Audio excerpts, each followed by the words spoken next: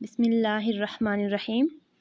سورہ اخلاص، اس کی 4 آیات 15 کلمات اور 47 حروف ہیں۔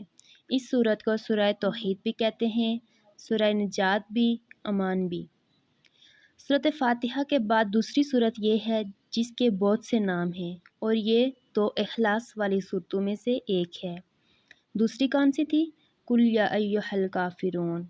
اور جن سنتوں میں آپ صلی اللہ تعالیٰ علیہ وآلہ وسلم پہلی رکعت میں سورۃ الکافرون پڑھتے تھے، ان سنتوں اور نمازوں میں دوسری رکعت میں سورۃ الاخلاص پڑھتے تھے۔ ایک شخص رسول اکرم صلی اللہ تعالیٰ علیہ وآلہ وسلم کی خدمت میں حاضر ہوا اور عرض کیا کہ مجھے اس سورت یعنی سورہ اخلاص سے بڑی محبت ہے۔ آپ صلی اللہ علیہ وسلم نے فرمایا کہ اس کی محبت نے تمہیں جنت میں داخل کر دیا ہے، اور اخلاص کا معنی ہوتا ہے خالص کرنا۔ بسم اللہ الرحمن الرحیم۔ قل کہہ دیجئے، ہوا وہ اللہ، اللہ احد ایک ہے۔ احد ان کا لفظ صرف اللہ کے لیے استعمال ہوتا ہے۔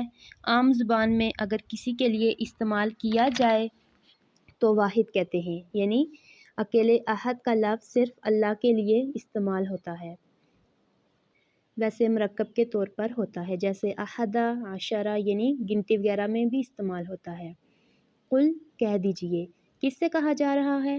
نبی کریم صلی اللہ تعالیٰ علیہ وآلہ وسلم سے، کہ آپ صلی اللہ علیہ وسلم کہہ دیجئے کہ ہوا وہ اللہ، اللہ احد ایک ہے، یکتا ہے، اکیلا ہے، لاثانی ہے، بس وہ ایک ہی ہے۔ اور قرآن کا اصلی پیغام بھی یہی ہے کہ لوگوں کو بتا دیا جائے کہ وہ اللہ ایک ہے۔ اللہ الصمد، اللہ بے نیاز ہے۔ صمد کا لفظ قابل غور ہے۔ صمد کہتے ہیں کسی ٹھوس چیز کو جو اندر سے کھوکھلی نہ ہو، اوپر سے ملمہ نہ چڑھا رکھا ہو، جو اندر سے مضبوط ہو۔ عام طور پر کیا ہوتا ہے، بڑے بڑے لوگ اپنے اوپر ملمے چڑھا رکھتے ہیں۔ اب ملمہ کیا ہوتا ہے؟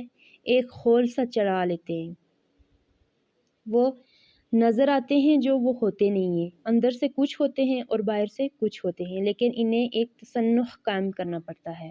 لیکن اللہ سبحانہ تعالیٰ کے لیے یہ مشکل نہیں ہے، وہ اس سے بے نیاز ہے، اس لیے عام طور پر الصمد کا ترجمہ کیا جاتا ہے بے نیاز۔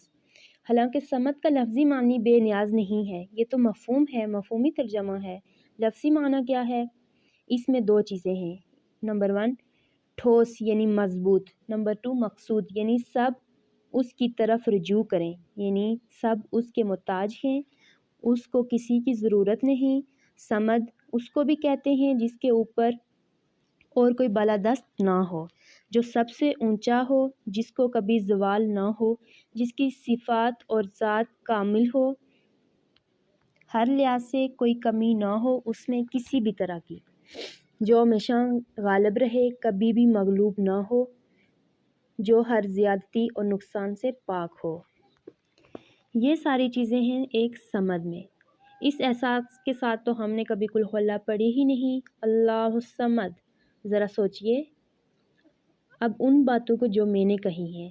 لم یلد، نہیں اس نے جنم دیا، نہیں اس نے جنا، ولم یولد، اور نہ وہ جنا گیا، یعنی نہ وہ کسی کی اولاد ہے اور نہ اس کی کوئی اولاد ہے، وہ ایک اکیلا ہی ہے۔ ولم، اور نہیں، یکن لہ، اس کے لیے، کفواً، ہم پایا، برابر، احدن، کوئی،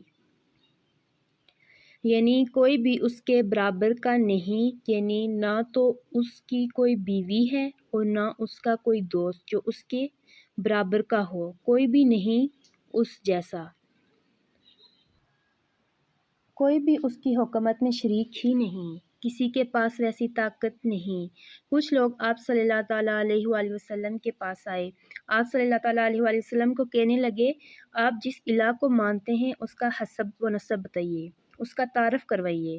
تو اللہ سبحانہ تعالیٰ نے ان کو بتایا کہ قل، آپ ان کو کہہ دیجئے، قل هو اللہ احد، اللہ الصمد، لم یلد ولم یولد ولم یکن لہ کفوا احد۔